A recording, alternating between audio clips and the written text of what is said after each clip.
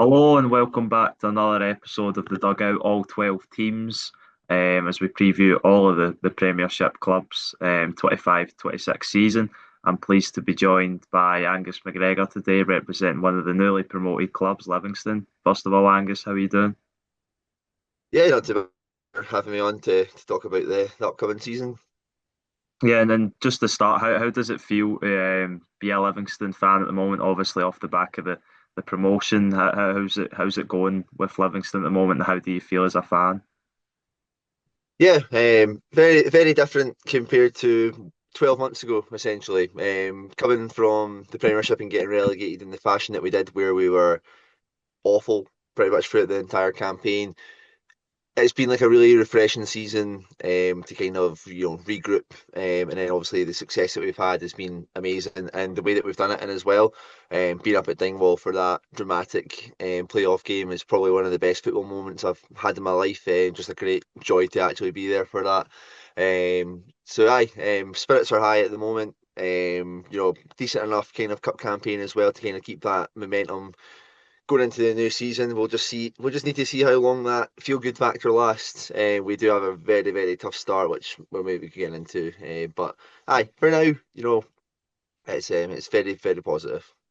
Yeah, and just to touch on the Premier Sports Cup, obviously, done the job to get through a tough draw in the next round, a home tie at least, against Hibs. But what did you make of the performances in the Premier Sports Cup? First of all, against the lower league teams that you obviously won all those matches.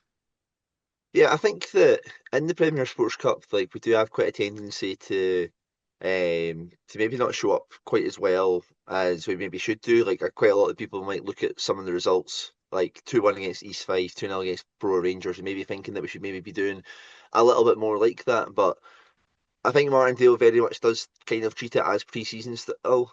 Obviously, still want to be competitive, still want to do whatever we can to try and get into the next stages and that. But it's not as if there's not as much pressure on it, and it's not the reaction wouldn't be outrageous if we were to have missed out there on like goal difference. I don't think that we would have been massively kind of like fussed about it.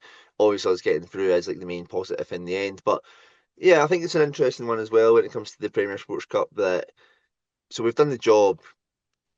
We're not going to play anybody in the league next year who we're going to have 70 odd percent possession against like we have in some of like these games or like 60% possession. So it is quite like a different kind of like task to like think of us. Like for example, Mo Salah playing for us against Kelty Hearts or playing against East Fife and stuff like that. You're not really going to see what the best parts of his game are. You're going to have like those kind of stronger tests, which takes into that Kilmarnock game, obviously, which we were unfortunate to lose 1-0 due to an own goal. But I don't think that there was anything in that Killie game that made it seem as if we were um, any worse than them, to be honest. And Kelly have been a pretty well established kind of Premiership side for a good couple of years now. Obviously, McInnes has left, Kettlewells came in. They're always going to be like a difficult team. So I think that's just kind of encouraging for us that that a stalwart of the league we're kind of like matching in a way, and it was just a bit of an unfortunate goal in the end. Hibs right now seem to be absolutely flying. I guess like the only positive we can really take from it is that they're away from home. I don't think they've lost the home game since about November. So getting them back to our bit, they've had a couple of bad results over the last kind of like 5 years or so at us. So yeah, it'll be an interesting one, a very very tough one. But I always think the games between us and Hibs are very very interesting because it's probably two styles that don't kind of aren't anywhere near each other. So yeah, it'll be an exciting one, I think. Yeah, and the Kilmarnock game, just to touch on that, I did hear, I didn't get to watch any of it, but I did hear it was quite a poor game and there really wasn't much in it between the two teams. That must give you encouragement. As you said, Kilmarnock, a pretty established Premiership team since when they last came up under McInnes. And yeah, obviously it was a dress rehearsal for the first game of the season, and you would just be hoping that it just falls your way this time. Yeah, definitely. So I believe Max Stryek, the Kilmarnock goalkeeper, got the man of the match as well. So I guess that tells you kind of that we may have actually had more of the better chances in the game. But yeah, decent enough kind of preparation, all good and getting into the league campaign starting. It's a very kind of funny one that the league's opening up with the only game at 3 o'clock on a Saturday being Livingston v Kilmarnock, the curtain raiser being an El Plastico derby, as it's been labelled over a couple of the years that we've been in the league. So, yeah, I don't think it's going to be one that's going to really light up the light up the television or anything like that. People are going to be dying to see it, but yeah, got to play everybody at least. Yep, of course. And something you mentioned there was last season for the majority of the group games, Livingston had more of the possession. Um, that was sort of style of play that David Martindale switched to since being relegated, and I think he said on a few occasions that he's going to try and stick with that style. But do you think that he should stick with that style or just go back to what kind of brought him a lot of success in the Premiership before? It's all relative, to be fair, though, because it's like everybody's absolutely sick to death hearing Martindale talk about the budget, but it's it is true at this point because if we go and try and play Celtic or Rangers playing like that kind of football, you know what's going to happen. I mean, like Celtic last summer bought what Ida and Engels for 20 million. That could keep Livy running for about 10 years, like that kind of money. Like it's absolutely incomparable. And people like to like, oh yeah, he's like moaning about this and that, but like the finance situation is that extreme. I do think though we've had a wee bit of like an injection that's came in. You've got to be able to do both in the Scottish League. You talk about teams like even like Hibs and stuff like that, where Hibs are kind of known for being like attractive kind of like football inside, but they've had like a moniker where they can be a little bit soft at times. I think under David Gray they've definitely added that a little bit to it so they can kind of do both. And that's the thing within the Scottish game. You're not going to get plenty of time on the ball. Livingston aren't going to be able to attract players who are going to be able to maintain 60% possession against most of the teams in the league. So you've got to be able to mix it up and be able to do whatever you can to do it. And I would look at the players that we actually do have, and I don't think that there's anybody necessarily in there that you're like is like an anti-football kind of player. You look at Muirhead, obviously he's a tall striker and that, but he's very much a technical kind of player and wants to, score absolutely cracking goals. You look at our midfield with the likes of Pittman, you've got Macaulay Tate, Andrew Shinney in there, Graham Carey, all hard working players, but they're not exactly big bruisers. You're obviously looking at McGowan. I feel like we're going to get the moniker of being, a big massive team again because we're going to go up to corners, send McGowan and Wilson up in that as well, who have proven to be quite effective for us. But at the end of the day, what teams don't do that? So aye, it's all part and parcel of it. It's obviously going to be the thing that kind of labels at it. I think that more than the problem was with Martindale that last season that we got relegated, was there was just no shifting from it.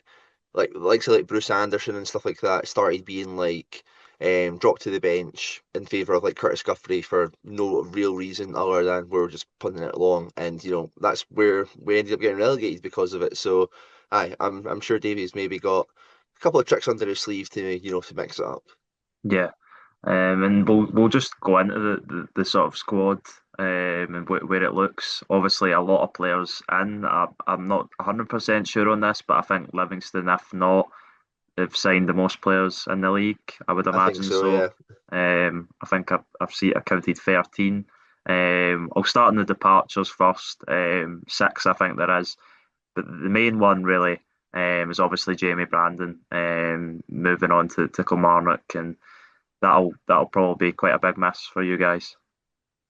Yeah, definitely. So, as club captain, as your club captain ever leaves, you're definitely going to feel that absence, even just from like a leadership stance. Brandon was quite a weird one last season, where that he was playing a lot of games in centre mid as well, which because of that, and not to be like too insulting to right backs, but I think that if you're to lose a player in a position, right back or like full back is probably the one you would maybe pick. It's not as big as losing like your best goalkeeper, your best centre half, your best centre mid, your most creative winger, or like your best striker. Obviously, with Brandon, there's a lot more kind of attributes on the leadership side and stuff like that, which maybe makes it definitely a wee bit more impactful. But because he was mixing up sometimes that we'd had like Dan Finlayson playing at right back, and then even like in centre mid, like we've got plenty of players there who can like go into that area now, which Brandon was occupying a lot at the time. I don't think it's going to be as terrible as it might look on paper to like a lot of people like looking for other teams, just because of him having that sort of like dual role, which we've definitely got players in. I would say that in terms of like our squad right now, though, right back is still where we could maybe do with somebody. We're maybe still a little short there, but young boy Sam Culbert's came in and started playing, in the Premier Sports Cup, and he's arguably been, our best player over the campaign. So if he can keep that up, might be an absolute gem there that we found, and that replacement can seem seamless. Yeah, and I looked through the other departures, Clark, Nottingham, Sharp, McAleer, and Sol, who's been loaned out to Inverness. But I think you would say Jamie Brandon's the main one, and the one that'll make a difference. But Dave Martindale's got a lot of players in. 13. Is there any out of that 13 in particular that interest yourself, or you've seen so far and have been really impressed by? Yeah, I think getting Mo Salah in seems to be quite an astute bit of business from us. Obviously, the big thing I think is that we've given him like a 3-year deal, but he does seem to be like that kind of no nonsense centre mid that we had so much joy with, like Marvin Bartley, and I'm really hoping that that can be kind of be the kind of catalyst in that kind of way where we can get like, a lot of joy from. Funnily enough, I think one of the biggest things for us actually this season was retaining a lot of kind of like players.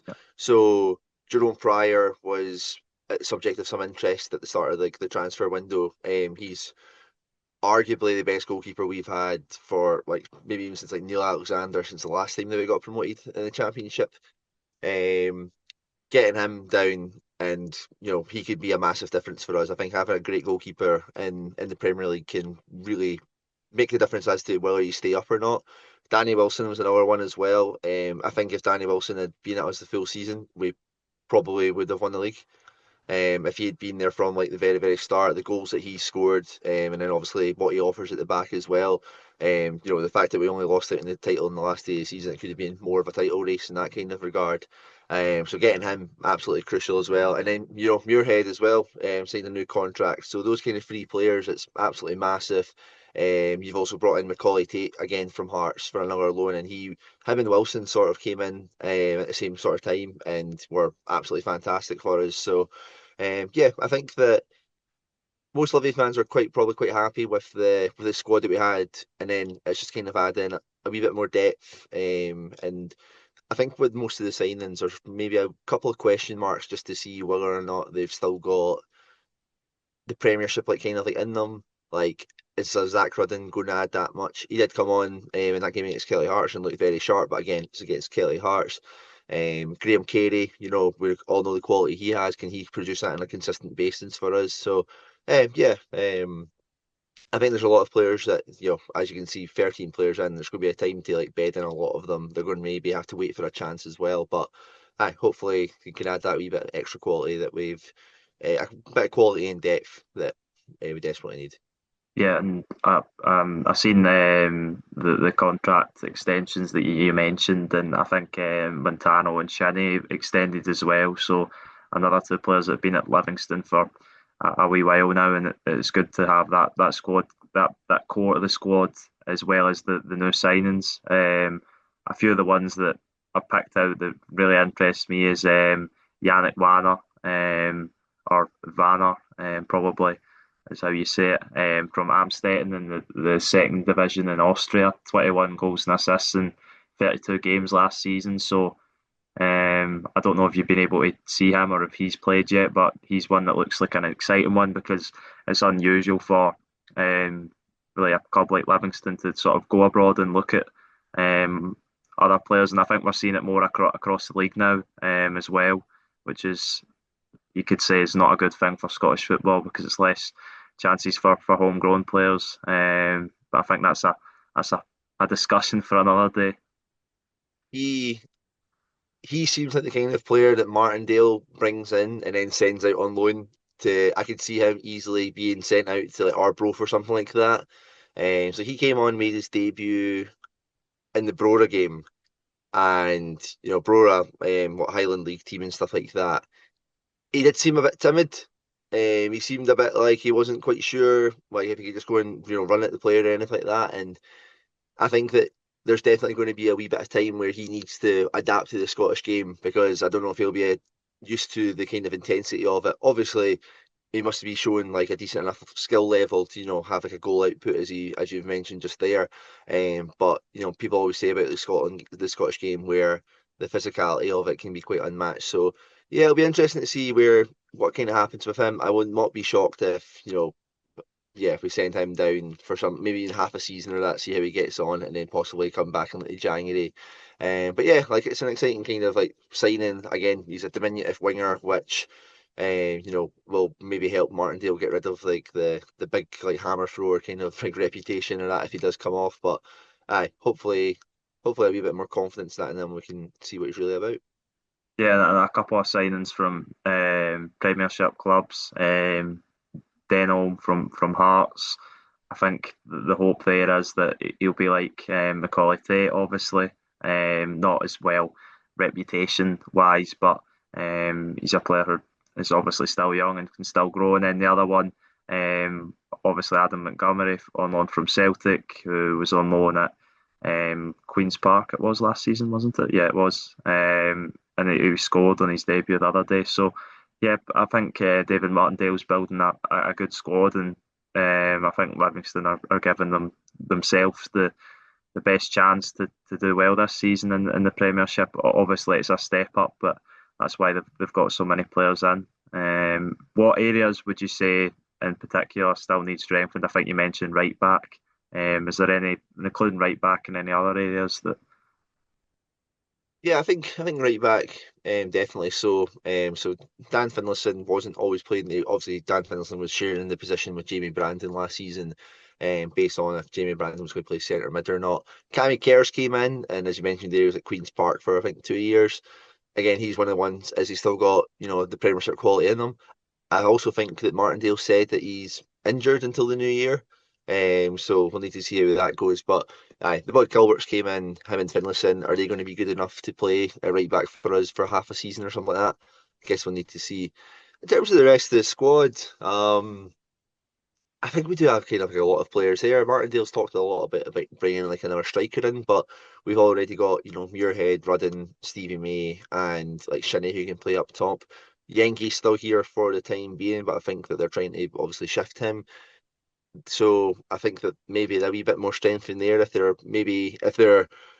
thinking of kind of playing Stevie May on one of the wings or something like that, it just gives you a wee bit more depth or a wee bit more competition. But aye, for right now, maybe another centre half would possibly do. Danny Wilson and Ryan McGowan are both, kind of getting to like mid-30s kind of age. We've got in Shane Blaney, and the young boy Brooklyn Kabongolo.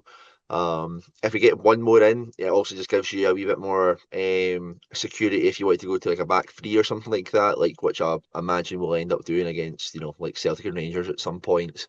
It's also something that just worked really well for us when we had that solid contingent of Gallagher, Halkett, and Lithgow, and then like further on with like Kieran Brown, Effie Ambrose, and John Guthrie. So, aye, another kind of maybe like experienced centre half who could maybe potentially cover maybe any injuries or anything like that. But yeah, I think overall right now, I think we're looking at a decent enough kind of number for our squad. Yeah, definitely. And what kind of formation is Martindale been playing so far in pre-season? Is it still that sort of 4-3-3 that I've seen him play against Ross County in the playoff? Yeah, yeah, aye, very much kind of that pretty that kind of style of play. Aye, one kind of deeper midfielder, which will now end up being Mo Silla. Macaulay Tate's kind of just not too far away from him, but he's actually been trying to get into the box a wee bit more this season. He actually got his first goal as well in the game against East Fife. And then you'll have, maybe like a Carey or a Pittman or that in there as well.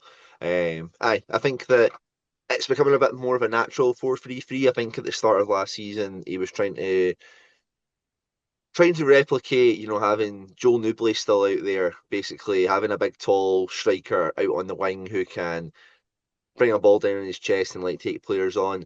I don't think that worked as well. Tete Yengi doesn't really quite like the physical side of it, so he doesn't like to have his back to goal and trying to like shrug off defenders. when the likes of Lewis Smith came into our team, we experienced a lot better kind of success and joy down the flanks because we're actually having players who are wanting to make runs, wanting to beat players, wanting to get balls into the box and stuff like that. So, yeah, a wee bit more different in that. Going back to kind of what we did so well when the likes of Alan Forrest and that were there, which will hopefully be, a lot more beneficial for us because we really did move away from that. And I think that's where the directness of the game came when we were just playing up front with Newbley on a wing, Curtis Guthrie up top, and it's basically just try to hit them every single time. And the success rate for that was very low once teams snuffed it out.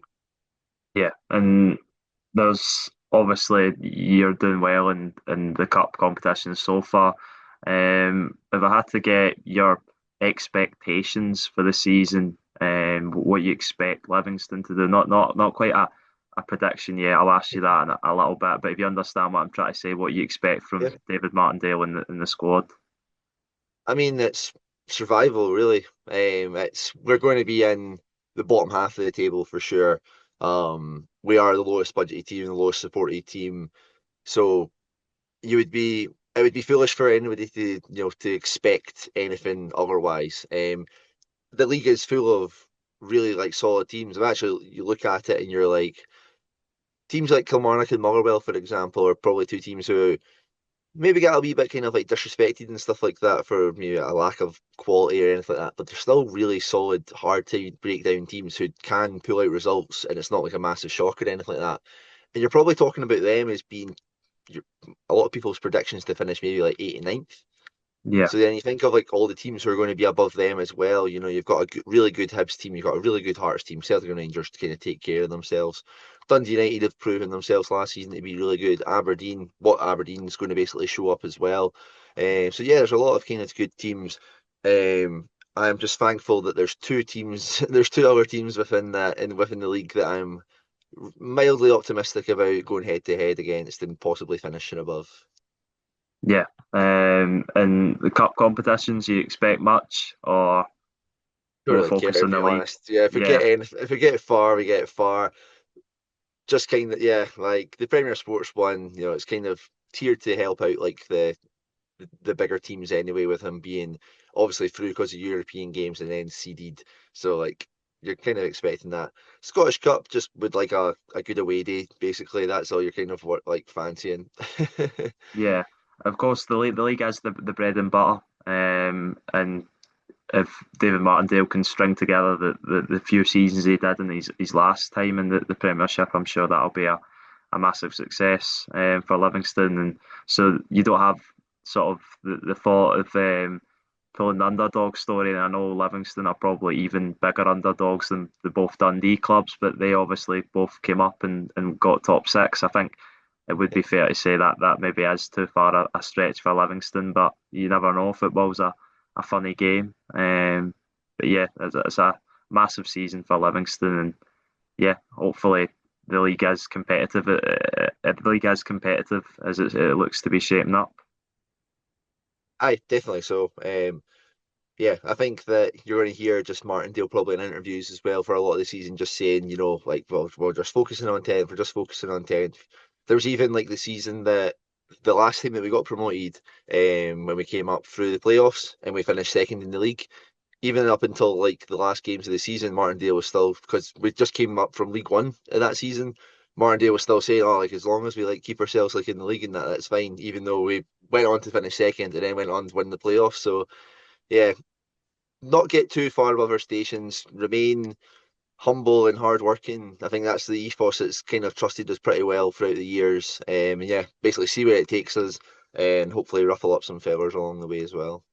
And I think you said right at the start of this conversation that the club's in such a better position than they were this time last year. Did you believe that Livingston would be able to bounce straight back up? I think looking at the squad we had, that was always the main thing that I was looking at and being like, if we don't get promoted with this team, it'll be quite a disappointment. Especially once we got to that January. That's partly as to why, like, I would say, like a lot of Livy fans are quite content with, the kind of starting 11 that we did have. So from that kind of front, you were definitely compared to this season, there was maybe an expectancy to kind of go up, which maybe was a bit, forward for us to kind of think that. But I think you looked at the talent that we had there. The goalkeeper prior, and then like McGowan and Wilson in front of them. Like that should be in the Premiership. Like that is a base that is very very much better than being in the Championship. That midfield as well. I had Brandon, Stephen Kelly, Macaulay Tate, Pittman, whatever, and then up front like the form that Muirhead and that was. So I think it was developing into that.